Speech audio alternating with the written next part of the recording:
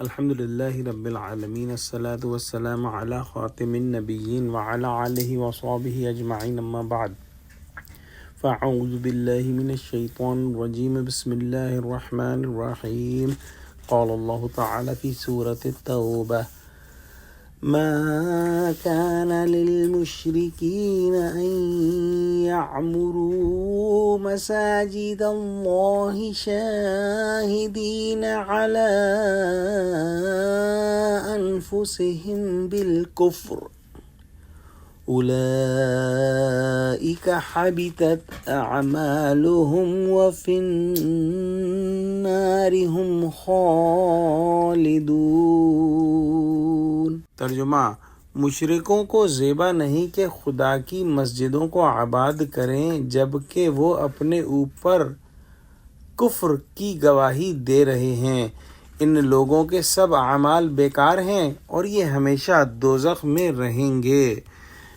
پچھلی آیت میں ہم نے پڑھا کہ اللہ سبحانہ و تعالی بغیر امتحان کے یوں ہی نہیں چھوڑ دیں گے، بلکہ بڑے بڑے عزائم اعمال جیسے جہاد وغیرہ میں مسلمانوں کی ثابت قدمی دیکھی جائے گی، اور یہ کہ تمام دنیا کے تعلقات پر کس طرح خدا اور رسول کی جانب کو ترجیح دیتے ہیں۔ اس رکوع میں یہ بتلایا جا رہا ہے کہ خدا کی مساجد جو عبادت گاہیں ہیں حقیقتاً ایسے ہی اولو العزم مسلمانوں کے دم سے آباد رہ سکتی ہیں۔ مساجد کی حقیقی آبادی یہ ہے کہ ان میں خدائے واحد کی عبادت اس کی شان کے لائق ہو، ذکر اللہ کرنے والے کثرت سے موجود ہوں جو بے روک ٹوک خدا کو یاد کریں۔ لغویات اور خرافات سے ان پاک مقامات کو محفوظ رکھا جائے۔ یہ مقصد کفار و مشرکین سے کب حاصل ہو سکتا ہے؟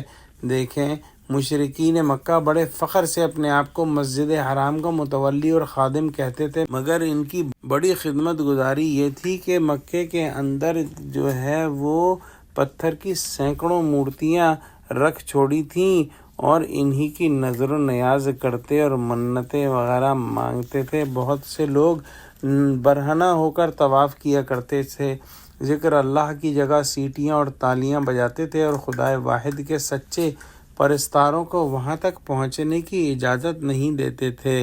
لے دے کر ان کی بڑی عبادت یہ تھی کہ حاجیوں کے لیے پانی کی سبیل لگا دی، یا حرم شریف میں چراغ جلا دیا، یا کعبے پر غلاف چڑھا دیا، یا کبھی ضرورت ہوئی تو مرمت وغیرہ کروا دی۔ مگر یہ اعمال محض بے جان اور بے روح تھے، کیونکہ مشرک کو جب خدا کی صحیح معرفت حاصل نہیں تو کسی عمل میں اللہ سبحانہ و تعالیٰ کی طرف کس طرح سے توجہ اور اخلاق کے ساتھ جو ہے وہ عبادت اور اعمال کر سکتا ہے۔ اسی لیے فرمایا کہ اللہ سبحانہ و تعالیٰ کے یہاں کافر کا کوئی عمل زندہ اور معتدد بے عمل نہیں، اسی لیے حبطت اعمالہم سے تعبیر فرمایا۔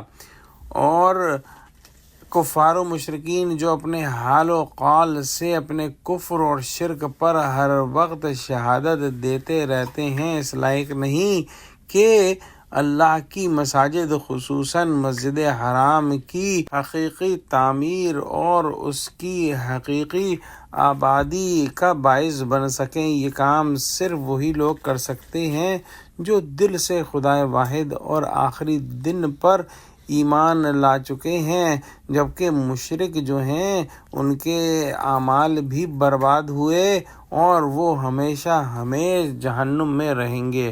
دعا کرتے ہیں کہ اللہ سبحانہ و تعالیٰ ہم کو قرآن کا فہم عطا فرما، ہم کو سچوں سے جوڑے اور ہم کو صراط مستقیم پر قائم فرما دے۔ آمین۔ وآخر دعوانا الحمد للہ رب العالمین۔ السلام علیکم ورحمۃ اللہ وبرکاتہ۔